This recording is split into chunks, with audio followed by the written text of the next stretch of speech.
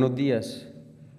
Como les decía el doctor Juan Carlos, vamos a hablar de canulación en una población muy especial, sobre todo porque estamos pues ante unos eventos actuales que nos hacen pensar y nos han hecho tener esta herramienta del ECMO como una herramienta fundamental para el manejo de nuestros pacientes que antes pensábamos que era solo para alta complejidad, pero ahora vemos que con la pandemia pues cualquier paciente puede necesitar este soporte. Entonces vamos a hablar sobre la población pediátrica. Como introducción, estos son datos de ya antes de datos de prepandemia, ¿cierto? Aproximadamente 227 centros en Estados Unidos realizan ECMO neonatal y pediátrico, ¿cierto? Ya vemos pues que con lo de la pandemia esto ha aumentado mucho. Aquí en el país se han abierto nuevos programas y obviamente pues en los otros países el crecimiento ha sido exponencial. Hay más de 60.000 pacientes reportados prepandemia en las bases de datos pues, de la ELSO, ¿cierto? La ELSO pues, es digamos, como el ente, la sociedad que reúne pues, como todo este tipo de entrenamiento y de estadísticas en soporte extracorpóreo. Recordemos pues que la diferencia, básicamente los neonatos los vamos a clasificar desde el nacimiento hasta los 28 días y después vamos a hablar de población pediátrica.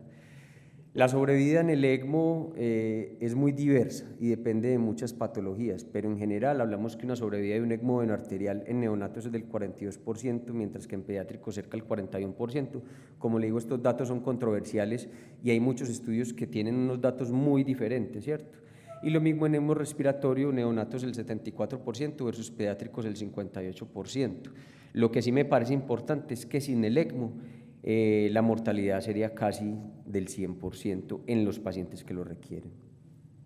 Como vamos a hablar de canulación, les voy a hablar un poco de anatomía, les voy a hablar de las cánulas, les voy a hablar de los diferentes abordajes y de las diferentes configuraciones que tenemos pues, para utilizar en los ECMOs. El éxito de la terapia depende de un flujo adecuado a través del circuito, ¿cierto? Las cánulas entonces se comportan como una interfase entre el paciente y el circuito y la máquina. Entonces uno tiene que elegir siempre una buena cánula. ¿Qué es una buena cánula? Una cánula buena o una cánula adecuada es una cánula que permite un flujo óptimo. Hablamos de 80 a 120 mililitros por kilogramo por minuto en los pacientes pediátricos. Deben de ser cánulas que sean fáciles de colocar, que sean adecuadas en la posición y sobre todo que minimicen el daño sanguíneo, ¿cierto? Hay muchas cánulas pues, que tienen un adecuado tamaño pero hacen mucha hemólisis y vamos a ver que eso tiene que ver con diferentes, digamos, características de cada cánula. Entonces, los flujos a través de las cánulas van a depender de varias variables. Entonces hablamos de la viscosidad sanguínea, el radio de la cánula y la longitud de la misma y ya vamos a mirar en una ley que les voy a poner a continuación.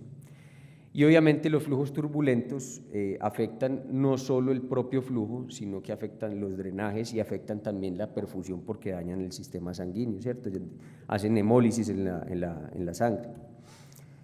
Entonces, como hablando algo de física y muy básico, vemos que el caudal de las cánulas van a depender de múltiples variables, ¿cierto?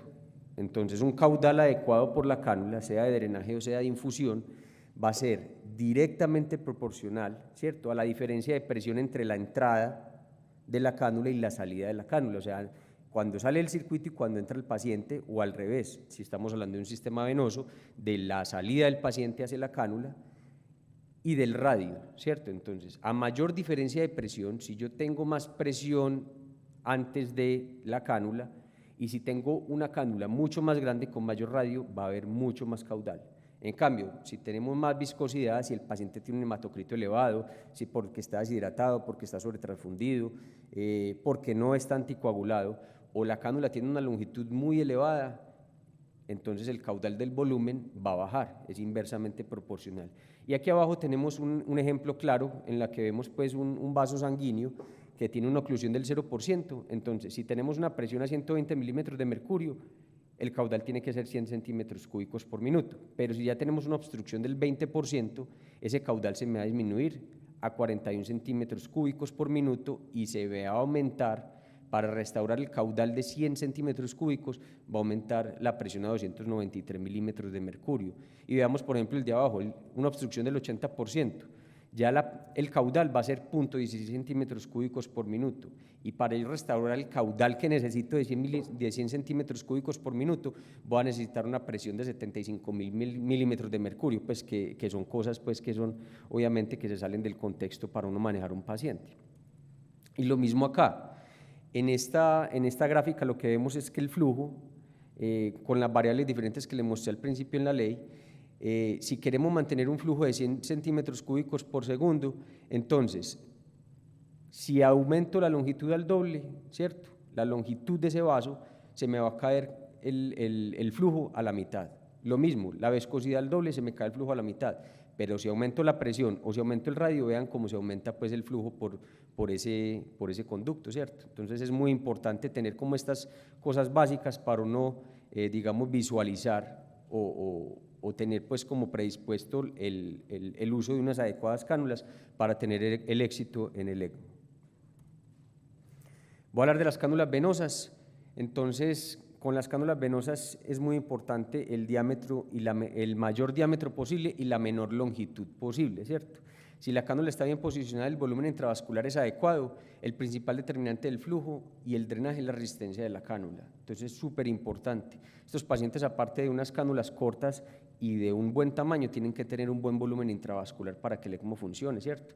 Hay veces que el ECMO no funciona bien porque las cánulas se pegan en las paredes de la cava o en la aurícula.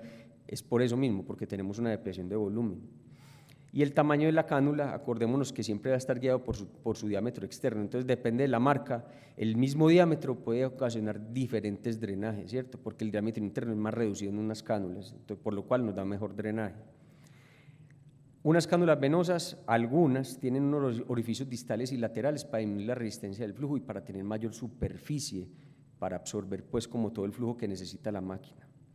Y hay unas cánulas especiales que tienen recubrimiento de alambre que nos permiten, pues, digamos, tener mayor maniobrabilidad, son más maleables, entonces las podemos, digamos, doblar y nos permiten, pues, como trabajar de una manera más adecuada.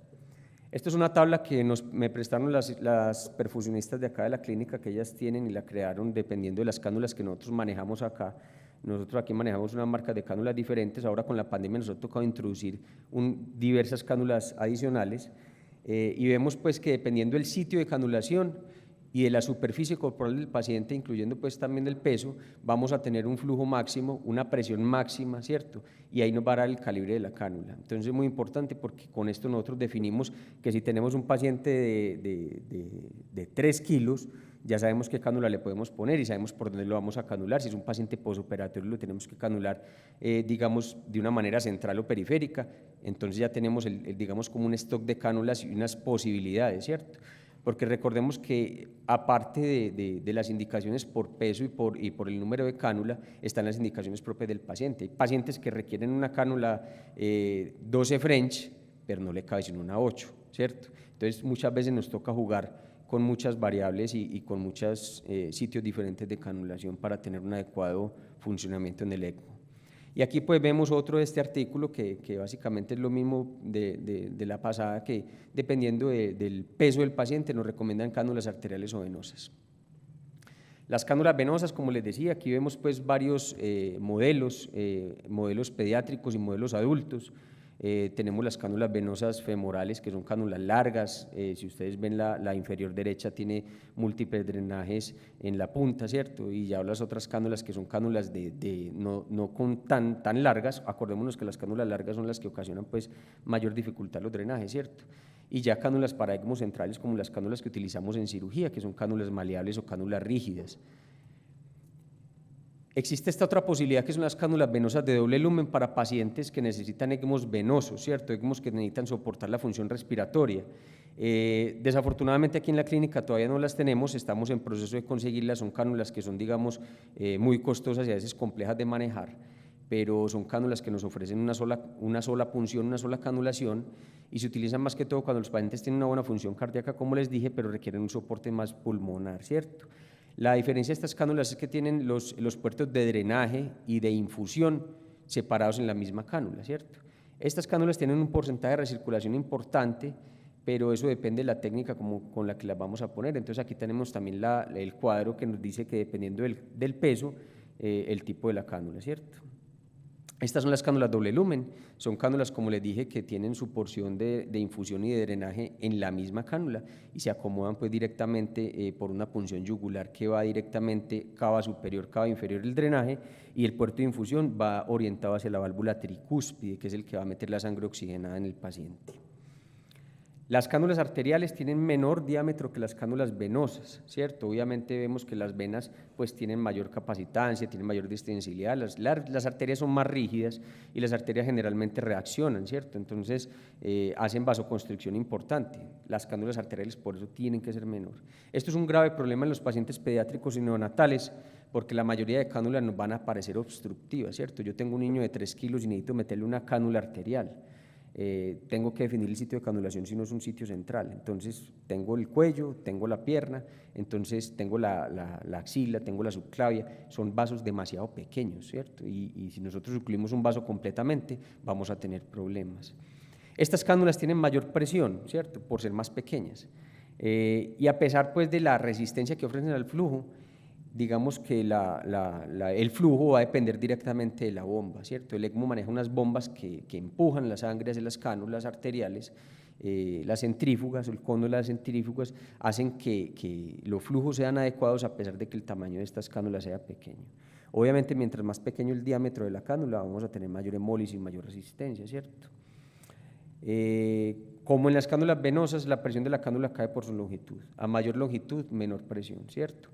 Pero lo más importante en el manejo, pues no lo más importante, una de las cosas adicionales en la importancia del manejo de estos pacientes del flujo y de la presión es la presión sistémica del paciente, ¿cierto? Si tenemos una presión sistémica, vamos a estar peleando con una poscarga muy elevada en el ECMO, ¿cierto?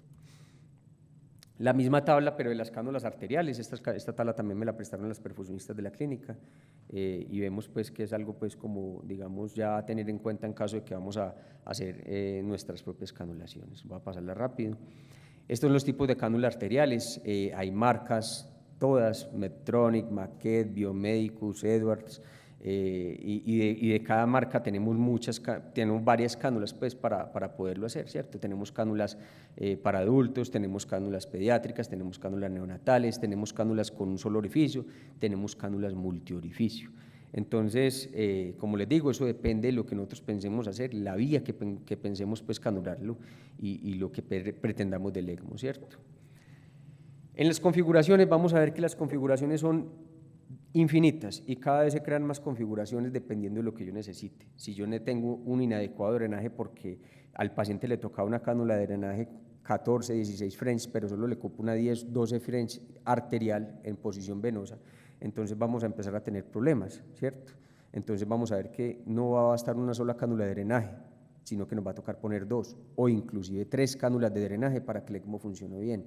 Y a veces el puerto de infusión va a ser corto, entonces la cánula arterial es muy pequeña, nos va a tocar canular 2 cánulas, ¿cierto? Entonces uno juega con esto y dependiendo de lo que uno necesite para ofrecerle al paciente, digamos, la mejor alternativa.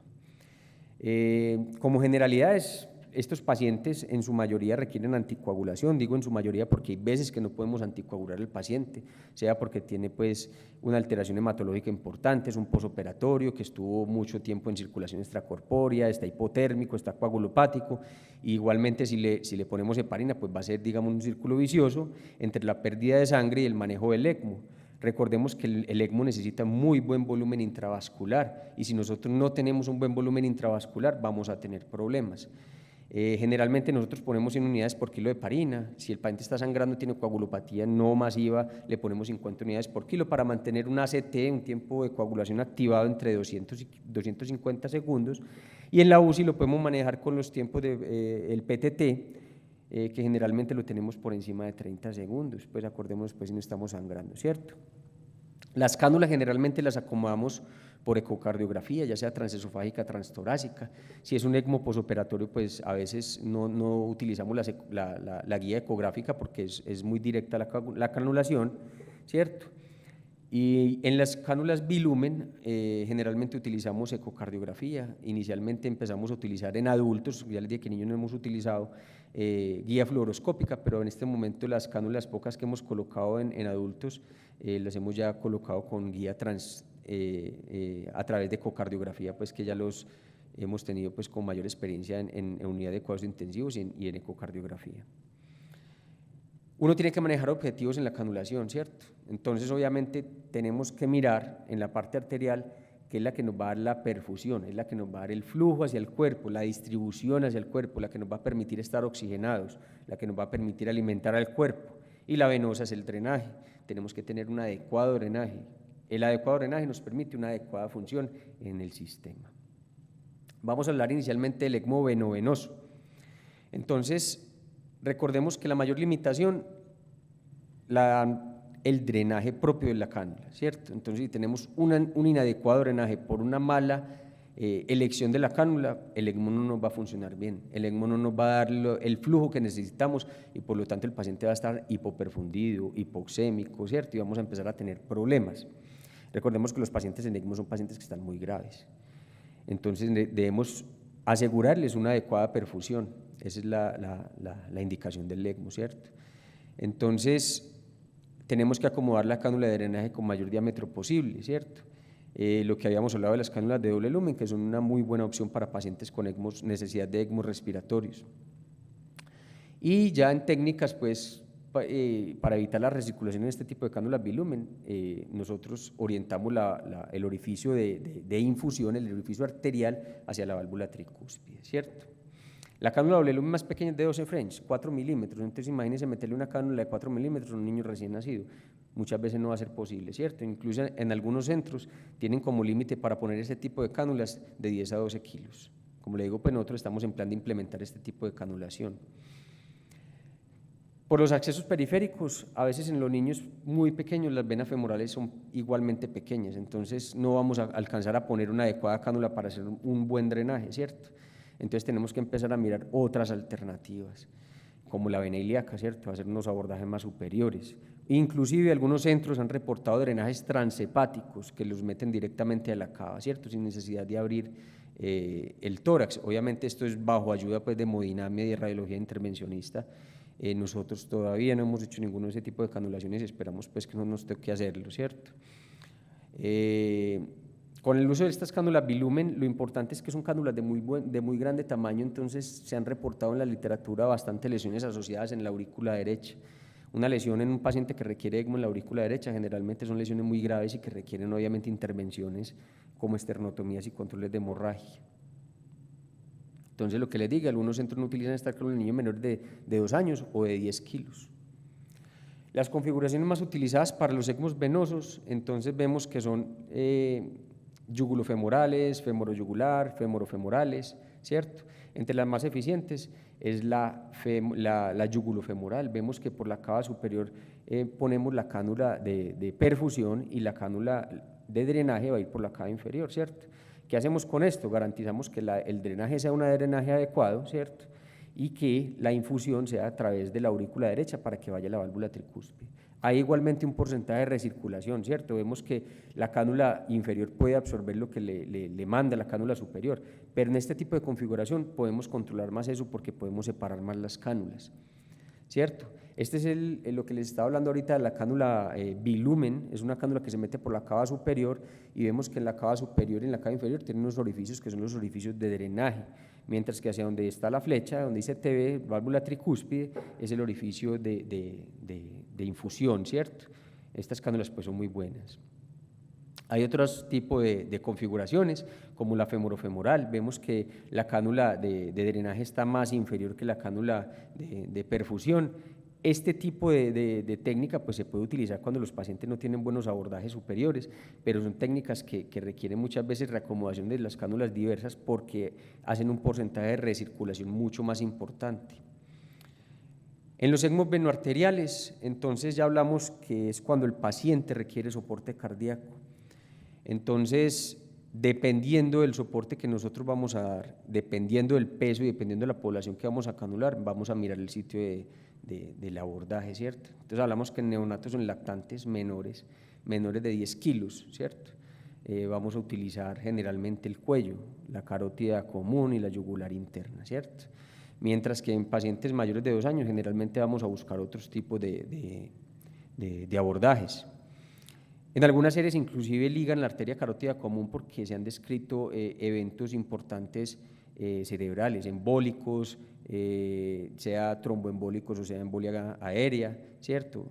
Sangrados, porque igual el hecho de ocluir la cánula, la arteria carótida común hace pues que este riesgo esté aumentado, ¿cierto? Estos pacientes teóricamente uno tiene que andar con un polígono de Willis competente y permeable para que puedan tener viabilidad cerebral, ¿cierto? Nosotros generalmente no ligamos la carótida, ¿cierto?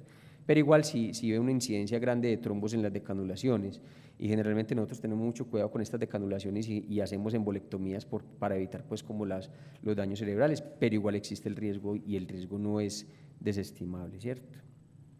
En niños mayores de 10 kilogramos, el riesgo es mayor pues porque las cánulas son de mayor diámetro y a mayor diámetro va a ofrecer posiblemente mayor posibilidad de embolias y de trombos.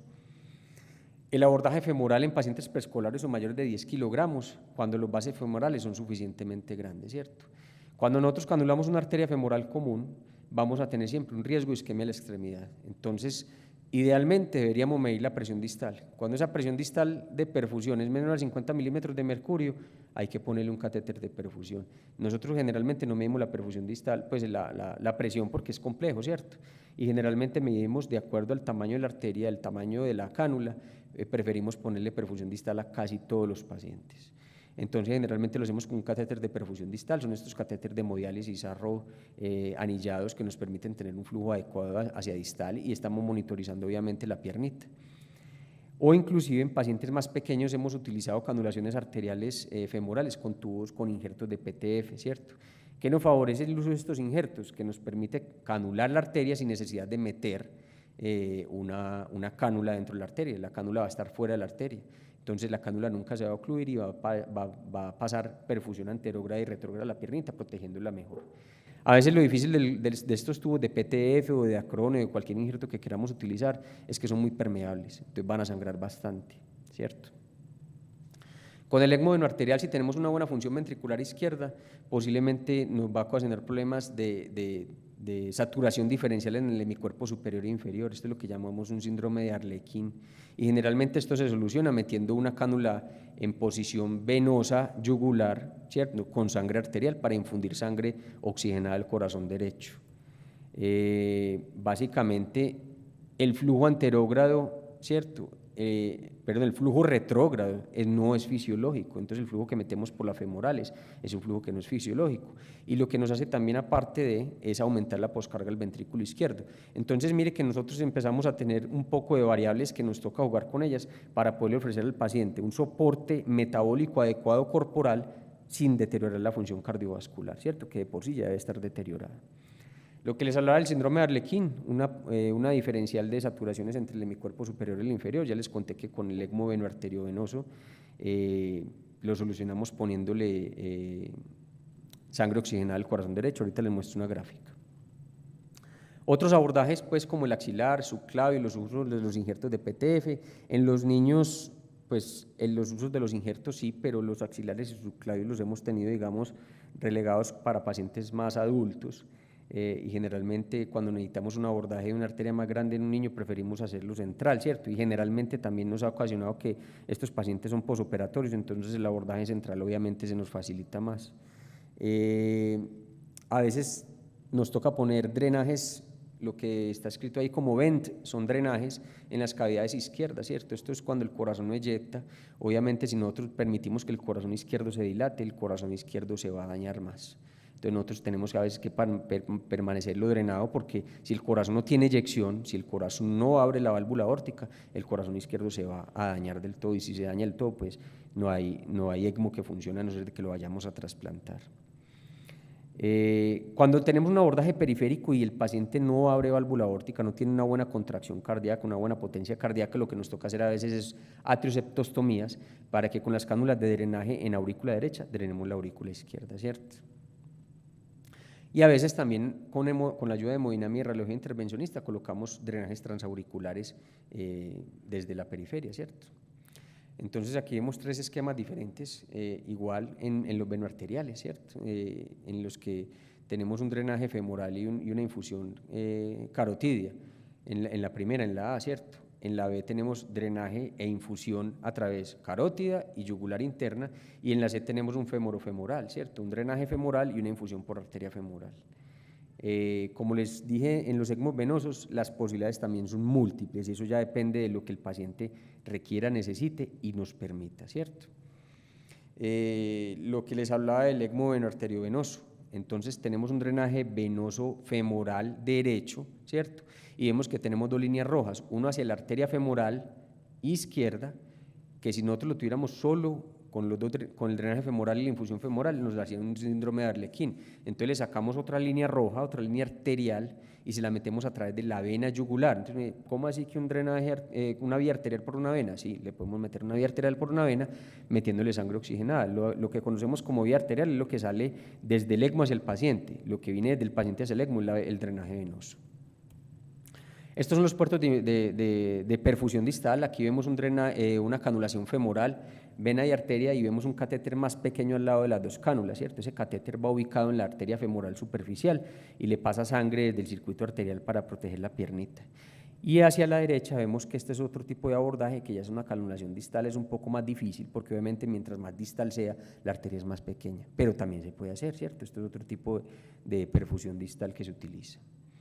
Estos son los tipos de ECMOs que nosotros manejamos acá. Estas fotos no son pediátricas, estas fotos son de un paciente adulto, pero son pacientes que son posoperatorios. Aquí vemos en el de la izquierda un drenaje femoral con infusión femoral con un puerto de perfusión distal, y adicional a eso le vemos las ondas mediastinales y pleurales con el tórax abierto, y vemos otra cánula. Esa otra cánula es la drenaje de cavidades izquierdas. Posiblemente esa cánula está a través de la auriculilla izquierda o a través de la vena pulmonar superior derecha, pero para drenar cavidades izquierdas, ¿cierto? Complicaciones del ECMO, entonces, múltiples. Como es un aparato que nos va a soportar todo el organismo, podemos tener lesiones en cualquier parte de nuestra economía corporal.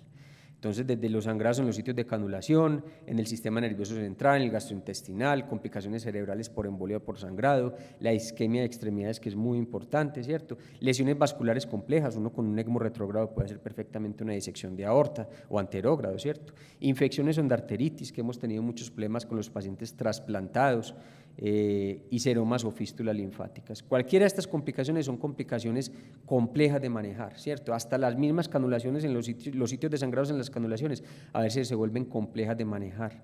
Entonces, esto es muy invasivo, ¿cierto? Pero cuando se necesita, pues lo tenemos que utilizar. Y esta es una tabla que nos dice pues, que dependiendo del sitio de canulación nos sale de un tipo de complicación más prevalente, ¿cierto?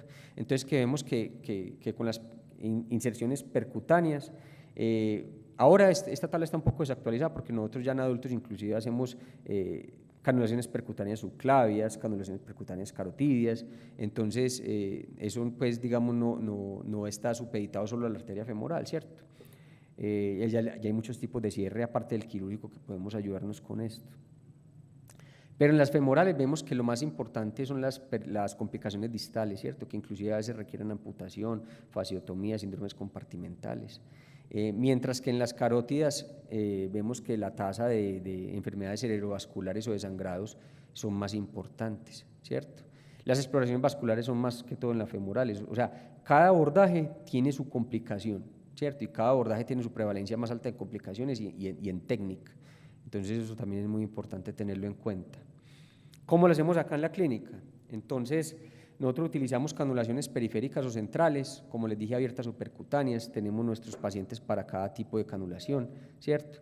En pacientes que son inmunosuprimidos o trasplantados preferimos canulaciones percutáneas para evitar la posibilidad de endarteritis. Tratamos de hacerlas tunelizadas y no abiertas. Y a veces en los pacientes posoperatorios, pues que requerimos ECMO central, tratamos de migrarnos rápidamente a ECMOs periféricos o de una vez sacar los canulados periféricamente para favorecer los cierres tempranos. En los niños a veces cuando las cirugías son muy complejas preferimos dejar los tórax abiertos para el manejo posoperatorio y para facilitar pues digamos el manejo en cuidados intensivos.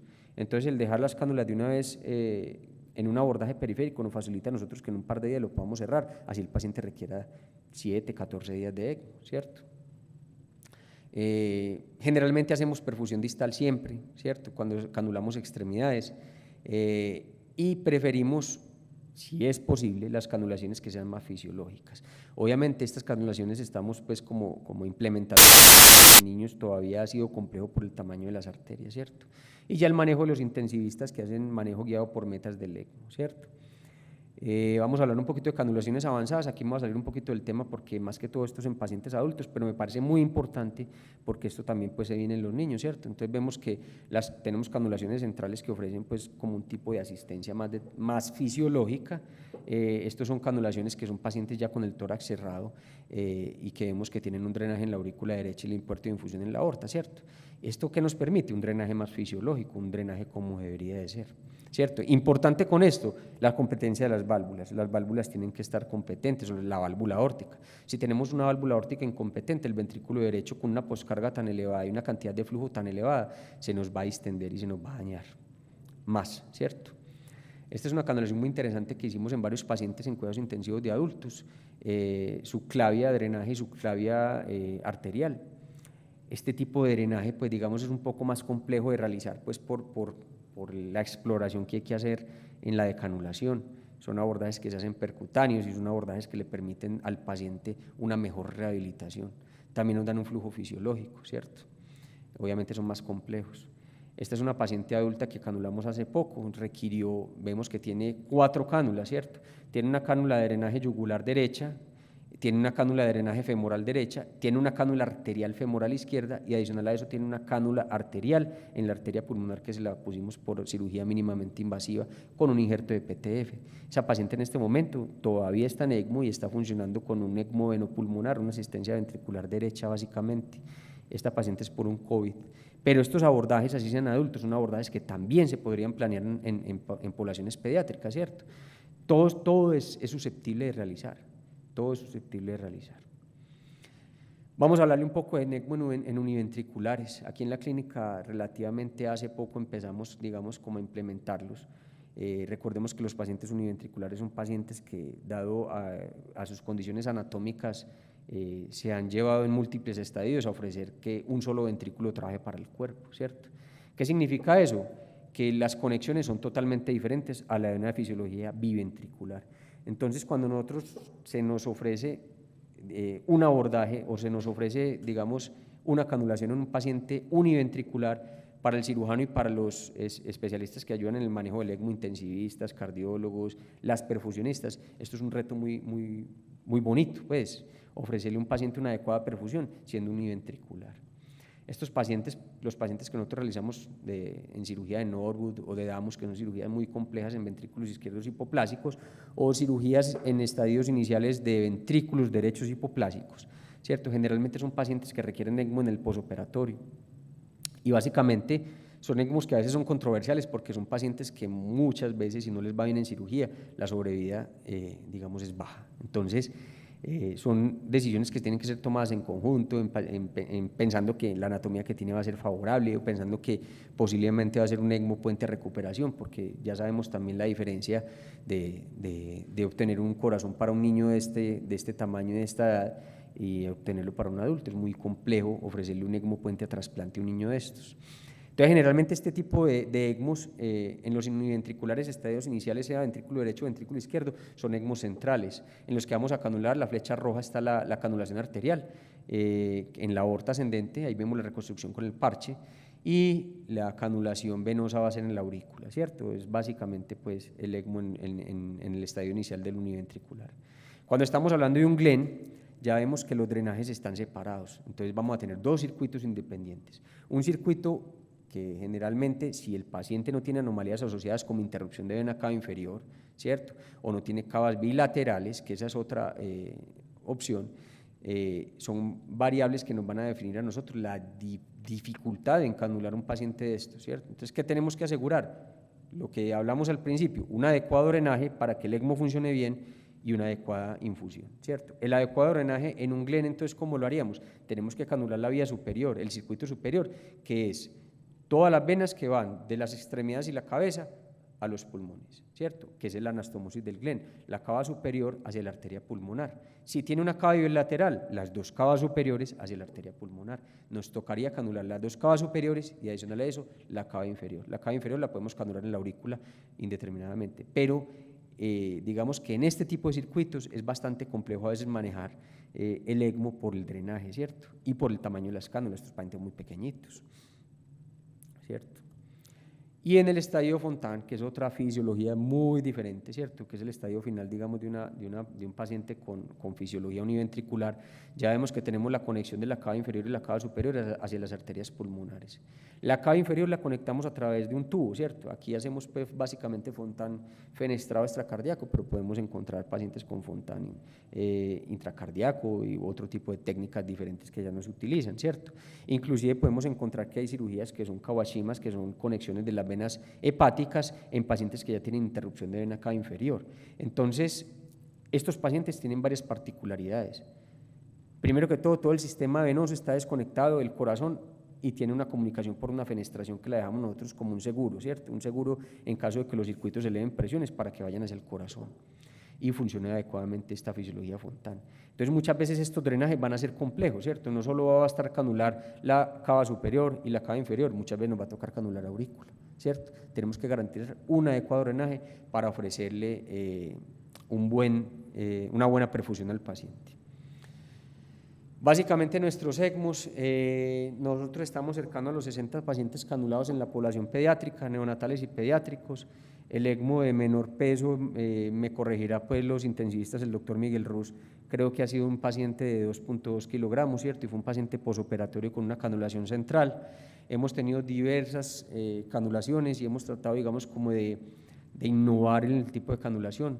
No nos tratamos de quedar solo en la canulación central, ya hemos canulado en periféricos muy pequeños, hemos mejorado en el perfil de las cánulas, empezamos a poner ECMOs venosos en pacientes muy pequeños, ya hemos tenido ECMOs en pacientes COVID, pediátricos y lactantes menores. Hemos tenido ECMO en pretrasplante, o sea, ECMO como puente a trasplante, hemos tenido pacientes post-trasplantados con requerimiento de ECMO. Nuestra última paciente que la trasplantamos de 5 meses, Violeta, salió en ECMO y duró en ECMO cerca de 10 días, si no estoy mal. Y bueno, y lo que estamos haciendo ahora en ECMO es en pacientes univentriculares, ¿cierto? Muchas veces estos pacientes univentriculares han sido destinados al fracaso. Paciente univentricular, paciente que no tiene oportunidad, no. Aquí en la clínica, y no solo aquí en la clínica, en el mundo, le estamos dando la oportunidad a estos pacientes de poder tener una sobrevida y de que su familia trate de disfrutarlos al máximo, ¿cierto? Esta es Violeta, esta es la niña que trasplantamos hace poco y vemos pues la evolución de esta muñeca que estuvo muy enferma, que requirió ECMO, y vemos que ahora la niña está viviendo en Santa Rosa de Osos con su familia, con sus hermanitos, cumplió 1 año hace 10 días y esto para nosotros es la mejor satisfacción. Por eso es que siempre vale la pena y merece todo nuestro esfuerzo el uso de estas terapias, así sean terapias difíciles de manejar, así sean terapias complejas y que tengamos, digamos, unas complicaciones no tan infrecuentes. Uno pelea mucho pues como con la frustración, pero el mejor, lo que vale la pena y lo que representa todo nuestro esfuerzo es eso, los pacientes y sus papás contentos. Muchas gracias.